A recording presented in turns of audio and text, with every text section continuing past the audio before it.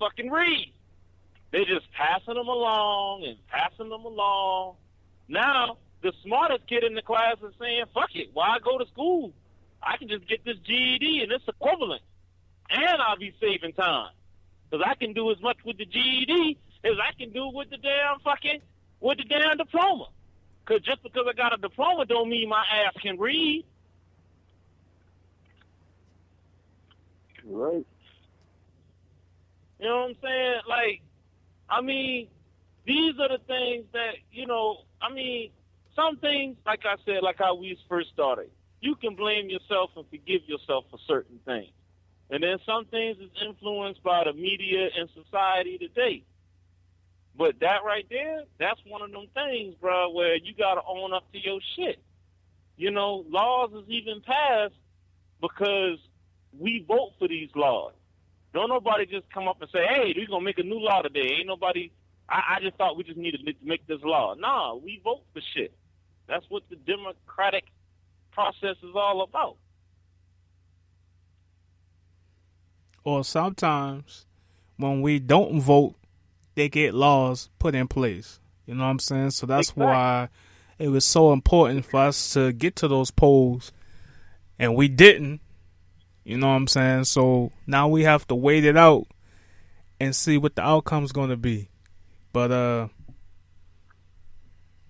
on my opinion so far, with everything, I mean, I can't judge a man by, you know, things that he have said. Yeah, some of it might have been out of character, out of place. But I see he's bringing in kind of important figures to speak on his behalf, and he sat down with a couple different celebrities, and you know, he's trying to structure everything, I guess. You know, he's saying all the right things right now, but we just have to see if he's actually going to put in place a plan of action to help the inner cities like he say he's going to, and help bring these companies that has gone overseas and try to bring jobs back here. So we'll see if all this is going to happen. You feel me? But I mean, at the end of the day, if you are a working class person, we got to go out here. We got to punch that clock. We got to do what we got to do for our family, our children. Hell, if you got a habit, you got to punch that clock. You know what I'm saying? Because you could be, I'm not going to say stripper because they say they trying to change the name, or not change it, but dress it up. Exotic dancer. Exotic entertainer. Yeah, there you go. You know, they got to go out and showcase their talent to try to get this money. So, you know, everybody got to work, you know, and for the one that's got the money, you know, go. That's why I said I don't understand why we still have homeless people that's on the streets begging for change. And here in Charlotte, it's real bad. You know, they like in every corner of the interstate. You know what I'm saying? Everybody homeless.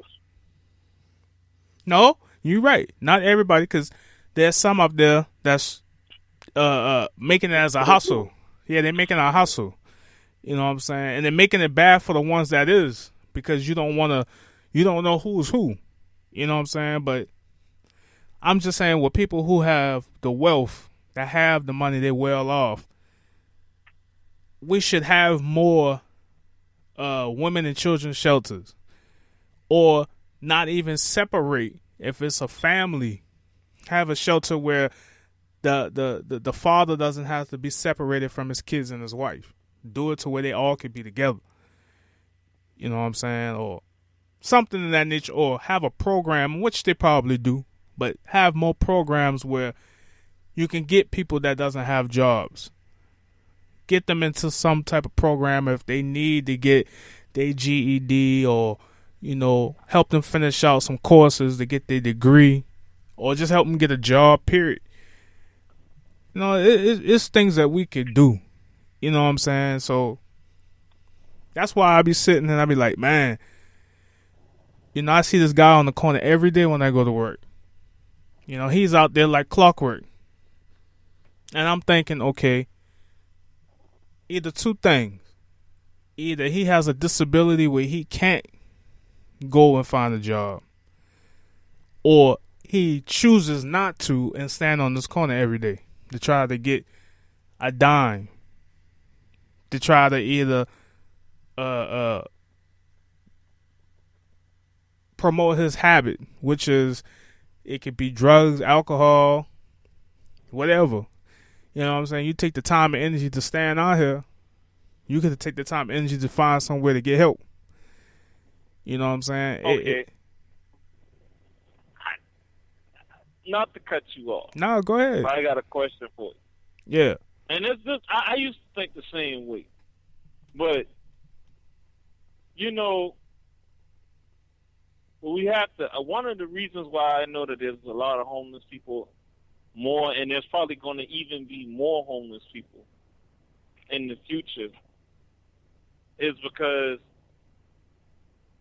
what we're, in 2020 vision, we're going to break this down to a lot of people and really open people's eyes to it, is if you want to get a job nowadays, do you know how much stuff, if you're homeless, you do not have, and you're not qualified to even have even the simplest job as McDonald's or something?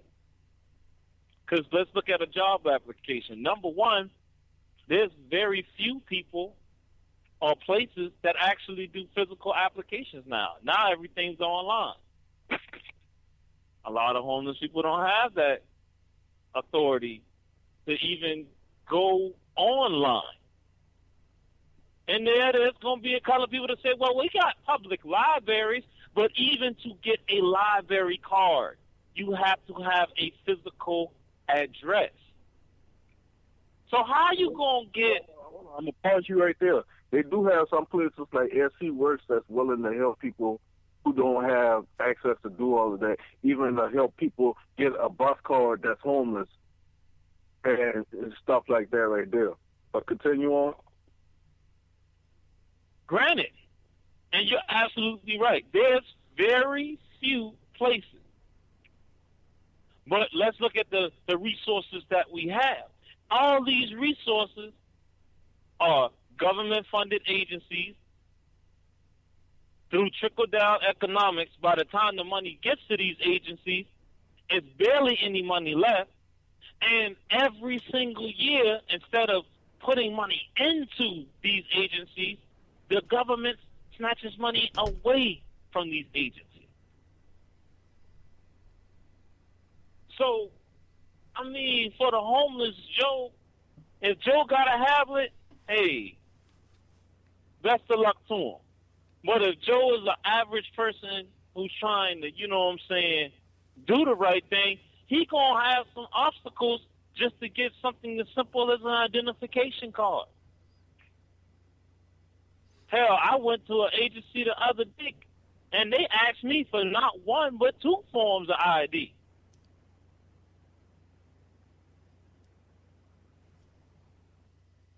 And I noticed that the number one thing is that you got to have on a lot, I don't care what it is nowadays, even if you got to have a driver's license, you have to have a physical address. But see, what physical address can these homeless people use, though? That's what I'm saying. If they have a program in place to where it's a one-stop shop, if you're homeless, you can use that particular address as a physical address. You can get your ID. You can go online there, or they can have someone assist you on applying for all whatever you need assistance. Whether it's can't call it EBT no more, SNAP. You know what I'm saying? Whoa! We ain't eating better today. What the fuck happened? No, it's SNAP now, man. Oh, okay. So now they done did away with all that junk food and shit. You only buy healthy shit now. Yeah, and then check this. Now they got it well. I don't know if South Carolina started it, but I know here in North Carolina they got it where they put your picture on the card. Ooh, ain't no more selling food stamps now, Bubba. No, you can still sell food stamps, but the thing is, you just gotta go with that. Oh, you gotta come to the store. Oh, okay. Come with me to the store real quick. I got 40 for. I got 80 for 30. 80 for 30. Oh, okay. Oh, that's how we doing it now. All right. That's what's up. Cool. And not all the time do cashiers pay attention to that shit. So. I mean, no, not all of them, but it's always that one that think they name on the side of the building. You know? Oh yeah. No, it's not always like that because sometimes, like, you never know somebody's situation. Like, they probably gonna get in trouble, and the boss is watching their ass, or they trying to get in that position where they trying to get the thing, and then they got people watching them. Sometimes you gotta think like that. There's always people do things that they do. I'm gonna be honest with you. I worked at one of my first jobs. I had the pleasure of working at a hotel. Right now, I ain't gonna disclose what hotel it was, but they tore that motherfucker down because the shit's been raggedy. When I mean raggedy, there was mold and 50% of the damn hotel didn't fucking work. I was the maintenance man, basically. You know what I'm saying? That means I fixed everything from toilets to picking your punk ass up at the fucking airport. Long story short, my boss, who I can't stand, to this day, I swear, if I ever see that motherfucker in the streets, I'll curse his ass out. I really want to tell him what the fuck I really wanted to say all them damn times. But anyway, that's to get it off your chest for another day. But my boss told me, now this hotel run the fuck down. Oh, I need you to, if you see any homeless people, kick them out of the rooms that are out of order. Man, let me tell you something. If you think my black ass is kicking anybody out, it's raining, it's fucking below, it's damn near below 0 degree weather. You think I'm kicking somebody out of a room that ain't even occupied? Half these people just want someplace to go to sleep. All right, and then on top of that, no, hold on. That was the GM of the hotel.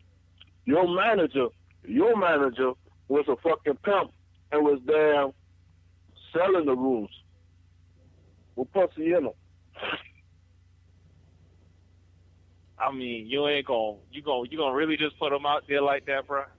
Really just put them on the side. You know what? I'm gonna shut this whole conversation down. You know what? That damn TV look real fucking familiar, motherfucker. That damn TV look real fucking familiar.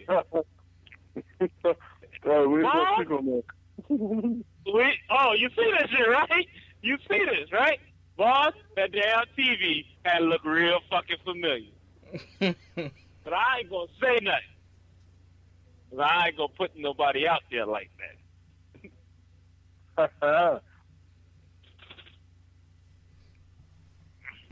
Hey, I want to ask something. I want to ask y'all something real quick. Not wanting to change the direction of what we was discussing, but have y'all got a chance to look at any clips of Gucci Man that he was doing an interview on one of the radio stations in New York. He's doing like a little promo tour or whatever, and they asked Gucci to do a freestyle. And Gucci said he don't do a freestyle for free. He said if you want him to do a freestyle, you got to pay him 50 G's to do a freestyle on the radio. What y'all think about that? That nigga is delusional. Hey, you want to pay for a free verse? Basically, they're asking for a free verse, and that's all Gucci do is freestyle his verses. He don't write shit. So you want to hear a free verse?